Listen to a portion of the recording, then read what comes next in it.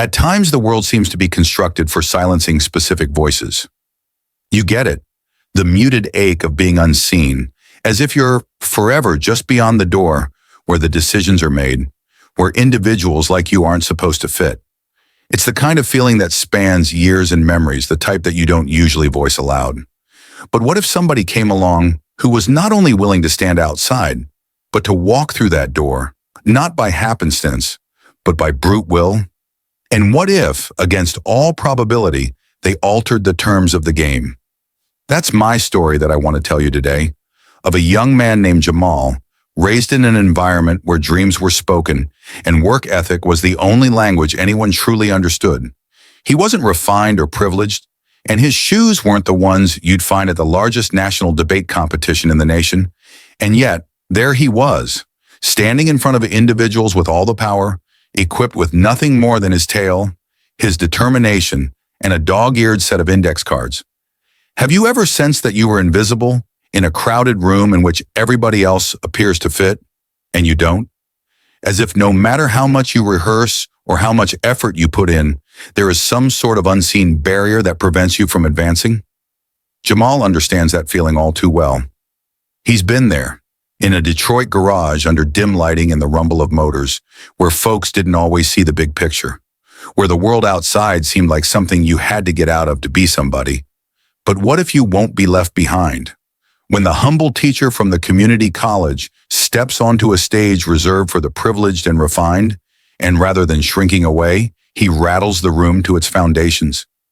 Jamal's story is not about winning a debate. It's about shattering the mold, defying expectations that only certain individuals get to speak, to lead, to be heard. It's about showing up with your truth, raw and real, and demanding the respect you've earned. And maybe, just maybe, it's about reminding all of us, no matter our age, our background, or our struggles, that sometimes the most powerful voice is the one that's been ignored the longest. So what does it actually take to shift a conversation? To get a room to listen when it wasn't ready? To go into spaces where you've been told you don't belong, and not just fit in, but own the space? This is not a tale of luck or some divine miracle. It's about the unseen quiet moments no one observes. The morning dawns, the dog-eared notebooks, the self-doubt battled in the dark. It's about carrying the weight of one badge that felt more substantial than a mere ID card. It's about struggling not only for oneself, but for all those who ever felt voiceless. As you hear Jamal's story, perhaps you'll find a little bit of yourself in his challenge and in his victory. Because at its core, this is bigger than a discussion. It's a lesson about bravery, about belonging, and about what happens when you can no longer hold your tongue any longer. Let's go down that path with you. Let me share with you what occurred when Jamal determined he wasn't simply going to play the game, but rewrite the rules. They laughed when he took the stage, not because he shared a joke, but because of the run-down sneakers on his feet. At first sight, no one expected anything. The room was filled, Yale's Sterling Hall, shoulder to shoulder, with sharp suits, crisp blazers, fresh haircuts, and shoes so shiny you could see your reflection in them. The air was heavy with the smell of expensive perfume and old money. This was not any debate. This was the National Debate Invitational, the type that launched law careers, flung doors open to D.C., and set names on the express train to Capitol Hill. So when a lanky young man approached in worn-out sneakers and a used brown blazer, the entire room stopped. Not in respect, more in bewilderment. Then there were the gentle chuckles. A Stanford girl raised an eyebrow and leaned forward to whisper to her co-competitor, who chuckled, almost too loudly to be courteous.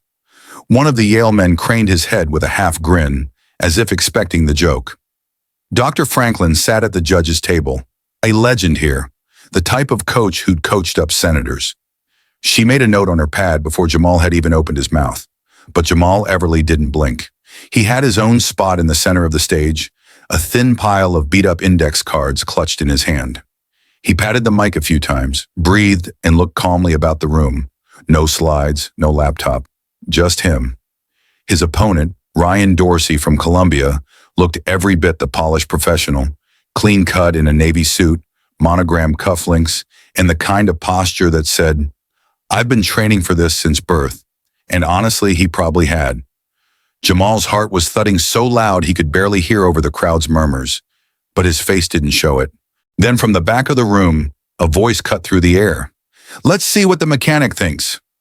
That one hurt. Everyone heard it. Still, Jamal didn't flinch. He looked at the moderator, nodded politely, and moved forward into the lights.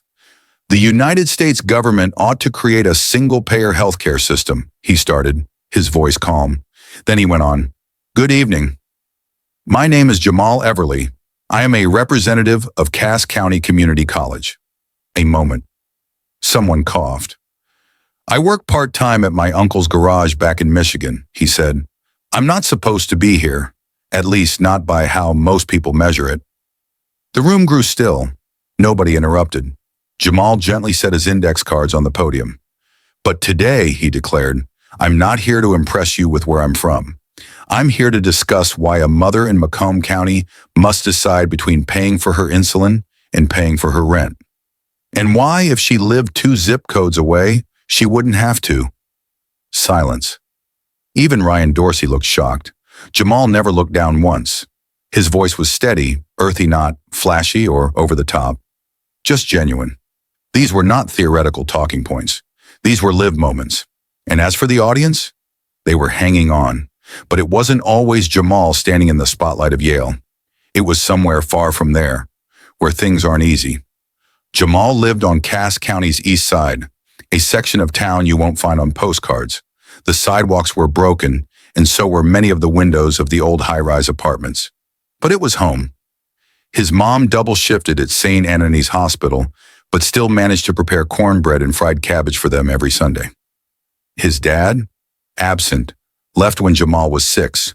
The only reliable male presence in his life was Uncle Royce. Big hands, always had a diesel and rubber smell to him. Operated Everly Auto Repair, a shop always a little short of time, but never short on personality. Mile Road was where lessons were passed down in grease-stained jeans and hard work. "You got 2 options," Uncle Royce would say, brushing grease from his hands. "You can work with these," he'd display his knotted, scarred knuckles. "Or you can use what's up here," tapping his head.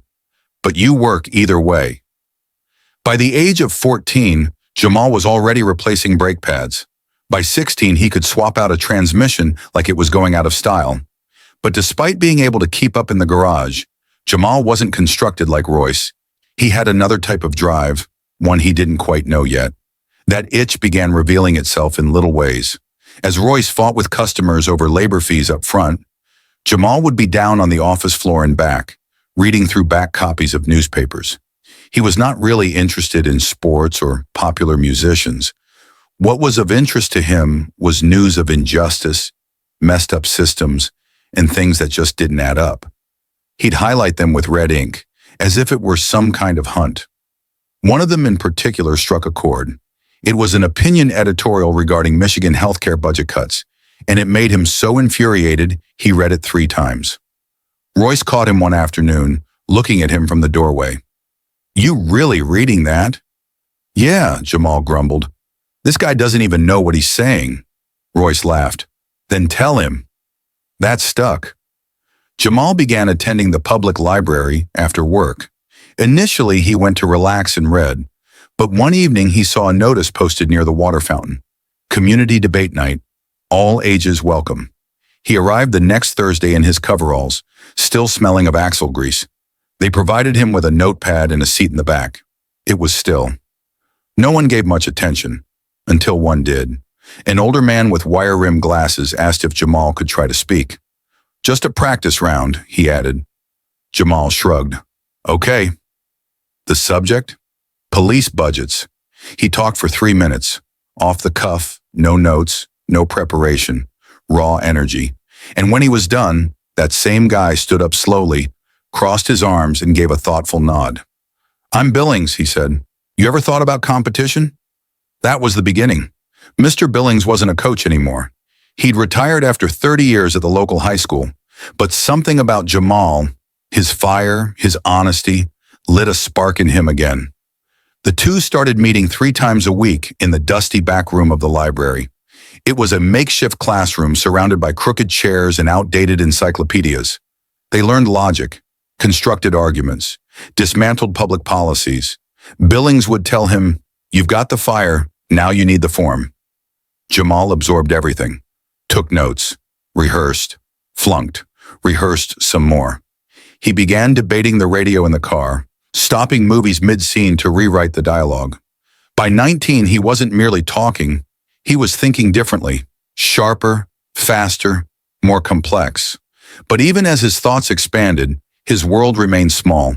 He was still sleeping in a twin bed in his mother's apartment, still eating dinner from plastic containers, still fixing tires on the weekends to assist Royce in keeping the garage afloat.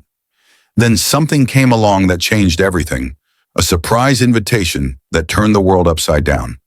Jamal had never referred to himself as a student in the classical sense. Cass County Community College didn't resemble the schools you find in pamphlets. No ivy-adorned buildings, no crowded quads, just a few stubby rectangles of brick nestled behind an ancient bowling alley on Grasset Avenue. His days were long. He'd get up at 6 a.m., shower while his mother scrambled eggs, and be gone by 6:45. At 7, he'd be elbow-deep in someone's engine at Everly Auto. He'd wash up, switch shirts in the back office, and take a bus across town to campus by noon. He was never late, not ever. The classes were intimate, 6 or 10 students at times. But Jamal was different. He sat straight, challenged questions, defied, not to be seen, but because he wished to know. He didn't stick around after class, though. The hard stuff was elsewhere. The actual labor took place at the Cass Avenue Public Library, that unofficial university of Jamal's. He had his own place, a table in back close to the exit sign, where he'd dump his backpack every day. Mr. Billings was already seated, with a folder containing clippings, legal pads covered in notes, and a dented stopwatch. "You ready? Let's go." Each session began the same way, with warm-up speed drills. Jamal was required to articulate a policy concept within 60 seconds or less, and then defend it, and then turn it around and attack it from a different perspective. Billings wasn't kind. Occasionally, he'd toss in spurious facts, bad stats, or emotion traps just to see if Jamal would bite. If he did, Billings would yelp, "You let the argument drive you wrong, move." No sugarcoating, no free rides. "Debate isn't theater," Billings would tell him. "It's chess with fire." Jamal absorbed it all. The library's closing bell was like a prison buzzer, jarring and loud. Every time they packed up in silence, drained.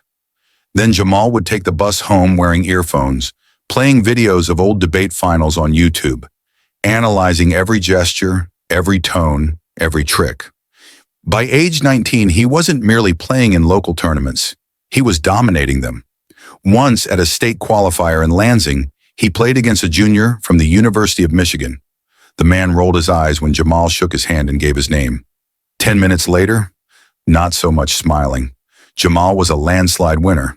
But still, with trophies mounting, he never posted. Never told that many people. Just kept coming back to the library. Then on a Monday afternoon, Billings slid a letter across the table, a fat envelope in the corner of which was Yale's logo. Jamal blinked. "What is this?" Billings said nothing, only watched. Jamal ripped it open. It wasn't an ordinary competition. It was an invitation to the National Debate Invitational. Invite only. Hosted by Yale Law. They wanted him. All costs paid. Jamal didn't say anything for a while. When he did glance up, his eyes were glassy. "I'm not," he began before trailing off. Billings cut in, even and insistent. "Yes, you are." Jamal swallowed hard. "No," he said. Billings stood up. "You're ready. You just don't know it yet." That evening, Jamal brought the letter home and read it 6 times. Shown it to his mom, screamed and bawled at the same time. Uncle Royce slammed the table and hollered, "Hell yeah!" as if the Lions had just won the Super Bowl. They began a small fundraiser. Not showy, just a coffee can on the shop counter. Help Jamal represent Cass County at Yale. Within 3 days, it was packed. Old customers, neighbors, even the mailman stopped by with $20. Jamal stuffed a borrowed duffel bag, gave his mom a peck on the cheek, and boarded the train with nothing but a second-hand blazer, his deck of cards, and all the faith his neighborhood could muster. Belief doesn't quiet a room full of Ivy League eyes. It requires something more profound than that. He'd never traveled east of Cleveland, and now here he was, taking Amtrak to New Haven, gazing out the window at miles of ocean and neighborhoods that looked nothing like home. As the train came into the Union Station, Jamal disembarked with his duffel bag, his debate folder, and nerves so tight in his chest he could hardly catch his breath. The hotel had been paid for, but his roommate, some Duke kid, didn't even glance away from his phone. Jamal attempted small talk that first evening. "You competing individually too?" The kid shot him a sidelong look. "Nah, policy team, you." "Just me," Jamal responded. Duke did a rapid flip eye, then returned to swiping through. Jamal didn't even try. The following morning he strolled across Yale's campus, his blazer buttoned too high and his sneakers scuffing against the stone walkways. The following morning he strolled across Yale's campus, his blazer buttoned too high and his sneakers scuffing against the stone walkways. As Jamal strolled the campus sidewalks, each face that passed him seemed like a person who already had a LinkedIn profile and 2 internships on their resume. He stopped at the registration desk and was greeted with a folder containing his itinerary and a small name tag that stated Jamal Everly, Cass County Community College. The next girl in line looked at the badge, then at him, then away. That badge was weighing on her, hollering other. But Jamal managed to find an empty bench outside the debate hall and set to work studying his stuff. His notes were tidy, color-coded, bullet points, rehearsed 1,000 times. But in a sea of polished-up laptops and iPads, his old-school index cards seemed positively dinosaur-like. "Hey!" A little guy with a Georgetown hoodie tipped his head at him. "You the Detroit dude?" Jamal nodded hesitantly. "You the mechanic, huh?" Jamal tightened up but nodded once more. "Yeah, I fix cars in a shop." The dude shrugged. "Cool. Just never met someone out of a community college come here before. Guess there's a first time for everything." Jamal smiled slightly and went back to his notes. The guy paused, then chuckled. "Well, good luck, man. You're gonna need it." Jamal didn't respond. He didn't have to.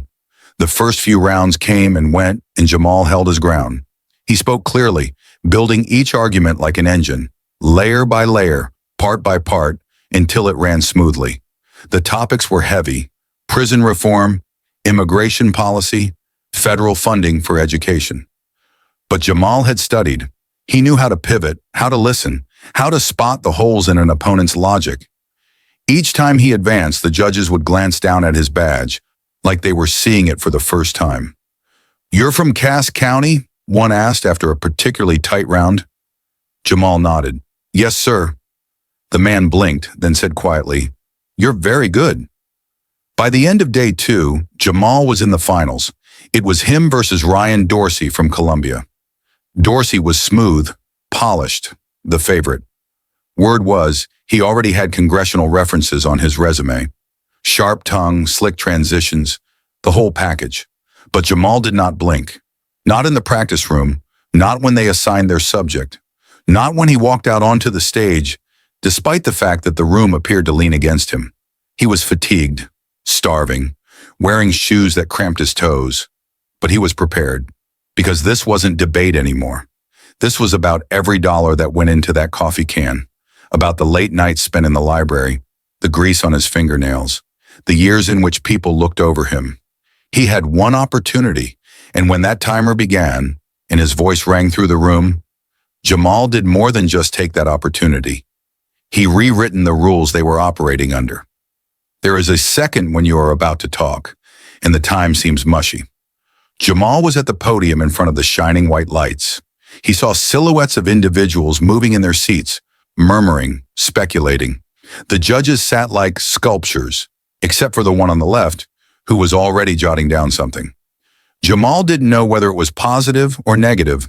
And then Dorsey, the golden Columbia boy, arms folded, chin up like he was expecting Jamal to fall.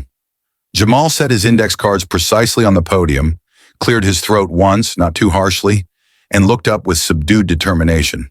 "The United States ought to adopt a single-payer healthcare program," he spoke, voice steady but calm. He scanned the room, not with condescension, but as if he wished they'd understand. When my mom had to call 3 different institutions just to get insulin she could afford, no one referred to that as a system. When my neighbor's daughter was denied benefits due to a pre-existing condition, no one volunteered solutions, only silence. A member of the audience shifted uncomfortably. "This isn't politics," Jamal declared, his voice increasing in intensity. "This is reality," Jamal replied, his tone even, "about the individuals who don't get to come and sit in this room. Individuals who never are asked to come and talk because they're too busy living." He paused, allowing the silence to land like a soft breath before he plunged into the meat of it. Statistics, projections of the economy, comparisons with other nations. He navigated them all with methodical ease. No frills, no drama, just clean facts. And those facts were brutal. Halfway through, the snickering stopped. The murmurs quieted. Even Dorsey wasn't sitting up so straight anymore. Jamal wrapped up his speech with something personal, something he hadn't planned. It just came out. "I'm not supposed to be here," he said softly. "And maybe that's the problem. Maybe if more of us were in rooms like this, we'd stop designing systems that only work for people who already have everything." He took a step back, and there was not yet any applause. Then the rebuttal. Dorsey moved quickly, smoothly. He hit Jamal's figures, raised the issue of feasibility, threw in calls to policy wizards and congressional hearings like a pro. He was talented, but talent wasn't quite the same as reality. When Jamal came back for his last segment, he didn't come out swinging. Instead, he posed one question. How do you defend what works when you've never been able to question how you'd pay to keep your mother alive? The silence that came was different. He did not have to win every argument. He won something greater. The debate concluded. The moderator thanked them, and the room applauded, some more slowly than others, but they applauded. Jamal shook Dorsey's hand, firm handshake, no words, just a nod. As Jamal descended from the stage, he sensed it. Something had changed. A girl in a Yale sweatshirt stopped him at the stairs. "Hey," she said shyly, I never heard anyone talk like that. It wasn't just intelligent. It counted." Jamal flashed a tiny, soft smile. "Thanks." Another student came up to him, then a professor, then one of the judges. He was no longer invisible. He walked back to the prep room, sat down and took a deep breath. His hands were shaking. Billings wasn't there. He'd stayed back in Michigan, but Jamal could still hear his voice in his head. "You let the argument drive this time. That's it. You're not just playing the game. You're changing it." But even after all that, the most powerful moment was still to come. And it would come from someone he never expected. The waiting room following the last round seemed chillier than the auditorium. Jamal alone occupied a metal bench, gazing at the ground, thumb tracing over the edge of his badge. He was drained, not from anxiety, but from the sheer burden of it all. For an instant, he questioned whether he should have spoken less, made it neater, more scholarly, more Yale. Then the door opened with a creak. Ryan Dorsey entered carrying a water bottle, still dressed in that crisp suit. Jamal did not look up, not until Ryan remarked, "You don't debate like the rest of us." It was not admiration. Jamal didn't raise his eyes. "Yeah," Ryan leaned against the wall. "Most of us, we play by structure. You hit with emotion, story, it catches people off guard." Jamal cocked an eyebrow. "Truth catches people off guard," he replied. Ryan didn't reply, just sipped water. "You'll win, I already know." Jamal's eyes went up, taken aback. "You don't sound happy about that." "I'm not angry," Ryan replied. "I'm just rebooting." He shrugged slightly. "I was raised around winners. You walked in here like you had something to prove. We're not the same." Jamal slowly got up. "You're right, we're not." He did not say it attitude-wise. He said it because it was the truth. Ryan did not quarrel. He simply pushed off the wall, glared at Jamal and said, "Good luck out there." The door closed behind him. The announcement boomed through the loudspeakers. "All finalists, please go to the main hall. Results will be given in short order." Jamal floated along the corridor. The same classmates who had excluded him before were now sending him furtive glances, including small nods, even half smiles. He walked back into Sterling Hall. This time, nobody laughed. The judges sat down and the leader of the tournament, A wiry woman with a dark green blazer mounted the microphone. "Before we declare the winner, I want to say something." She paused, scanning the crowd. Tonight's final was one of the toughest to adjudge, not only because of the quality, but because of the heart. In spite of all our arguments about policy and theory tonight, you reminded us why we argue. And then she turned her gaze to Jamal. Sometimes a person enters a room and doesn't merely play the game, they reinvent it. The silence grew heavy. Jamal kept his gaze fixed on the floor as the head judge declared, "Congratulations. The 2025 National Debate Invitational winner is," a pause, "Jamal Everly, Cass County Community College." He didn't even twitch. Someone behind him breathed quietly, "Damn." Applause erupted. Some people stood, some remained seated. But it was real. It meant something. Jamal stepped slowly onto the stage, as if every step was evidence that he hadn't dreamt it. He shook the hand of the head judge and accepted a certificate in a leather envelope. No giant trophy, just a name, a title. Turning to the room, he noticed Ryan Dorsey in the second row applauding. No smile, just respect. Jamal didn't make a speech. He just bowed his head slightly, then walked off the stage. But just before he stepped through the side door, someone caught up to him, a man in his 50s, clean suit, thin-rimmed glasses. "I'm Dr. Lewis Clean," the man said, "Dean at Yale Law." Jamal blinked. "Hi." Dr. Clean reached into his coat and handed over a business card. "We should talk soon." Jamal accepted the card, glanced down at it, then up at the man. Clean smiled. "You don't have to change who you are. That's why you're needed." But although Yale was beginning to realize his worth now, it was the phone call that had been sitting in his hotel room that would turn his life around. The hotel room was dark, curtains half drawn, casting late sun across the carpet. Jamal opened his folder on the bed, hung up his blazer, and sat in the chair he'd occupied that morning to lace his shoes. He gazed at the card in his hand. Dr. Lewis Clean, Dean, Yale Law School. It still didn't feel real. He flipped the card over twice, then placed it on the edge of the bed and took out his phone. 6 missed calls, 11 messages, all from home. He entered Royce's name first. "Boy, you better call me back before I drive myself all the way to Connecticut," the message growled. "You got people bawling in the garage, bawling. Old man Davis hugged me. A hug. He don't hug nobody." Jamal grinned, his hand trembling a little, then dialed his mom. She picked up before the first ring was done. "Baby," she breathed, already sobbing. "They just listed your name on that website." He said little, just sat. Let her speak. Let the moment belong to her.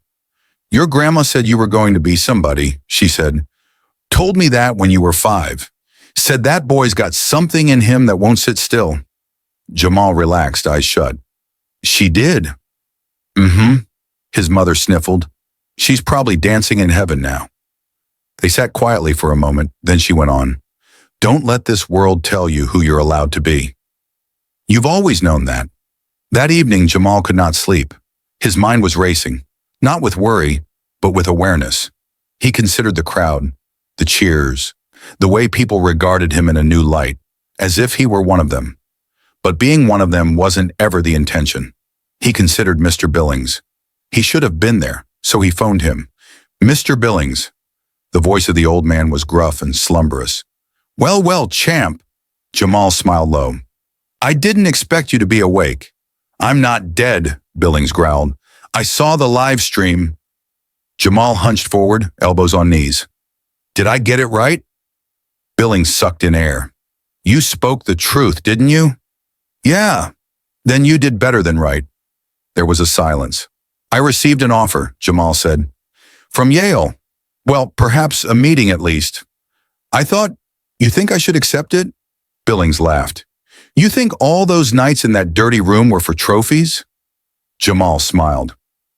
"I don't care if you wind up in Congress or in the garage again," Billings said. "Just don't begin to sound like the people we spent all that time disagreeing with." "I won't," Jamal said. "I swear." The following morning, Jamal checked out of the hotel. Standing on the sidewalk, awaiting his ride to the train station, a student went by and nodded. Everly, right? Yeah, you shook the whole damn building, man. Jamal shrugged. I had something to say.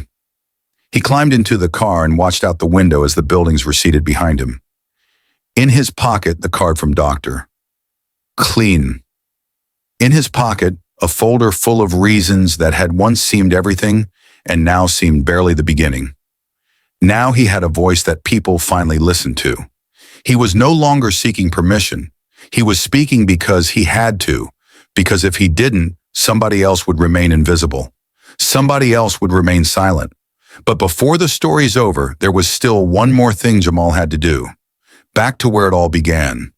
The garage was unchanged. Same creaky gate, same broken radio blasting vintage Motown songs, same stain of oil on the concrete nobody could clean up. But when Jamal came through the back door that Monday morning, people looked up as Jamal walked through the garage door. Clients, neighbors, even Mrs. Holston from down the block, who once told him debate was just a nice little hobby. Now she stopped by just to say congratulations. Yale, she kept repeating, like the word itself held magic. Baby, you're going to Yale. I'm thinking about it, Jamal said. She shook her head, laughing. Ain't nothing to think about. Royce grinned from across the bay, grease smudged on his cheek. Man of the hour, he said, tossing Jamal a rag. Wipe them hands. Got a car for you. Serious? Royce leaned back.